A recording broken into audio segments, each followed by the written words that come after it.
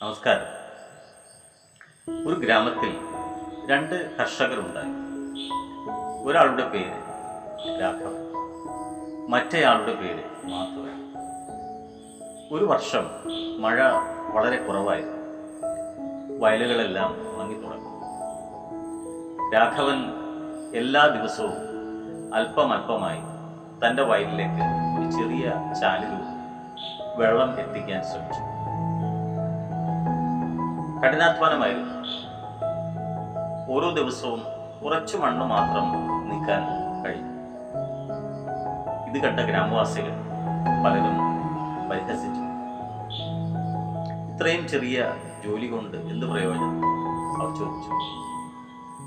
എന്നാൽ രാഘവൻ പുഞ്ചിരിച്ചുകൊണ്ട് പറഞ്ഞു, ഇന്ന് ഒരുപക്ഷെ ഒരടി മണ്ണ് മാത്രമേ മാറ്റാൻ കഴിയൂ, നാളെ മറ്റൊരടി, പക്ഷേ ഒരു ദിവസം വെള്ളമെത്തും.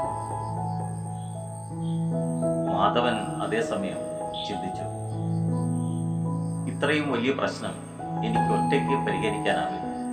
അങ്ങനെ അവൻ ഒന്നും ചെയ്യാതെ കാത്തിരുന്നു. ആഴ്ചകൾ കഴിഞ്ഞു.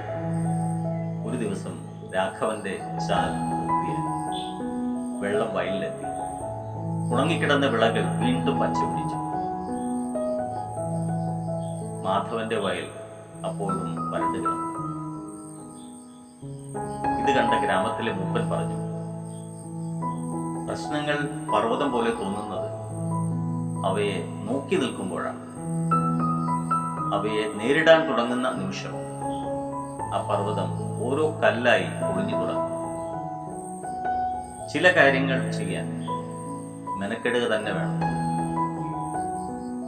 പ്രശ്നങ്ങളെ നേരിടാൻ ധൈര്യവും ഉത്സാഹവും വേണം. ചെറിയ വിജയങ്ങളെ ഒരിക്കലും ചെറുതായി കാണരുത്. ഓരോ ചെറിയ വിജയവും വലിയ വിജയത്തിലേക്കുള്ള ഉറച്ച ചുവടുവയ്പ്പാണ്. എല്ലാവർക്കും നല്ല നിമിഷങ്ങൾ. നന്ദി, നമസ്കാരം.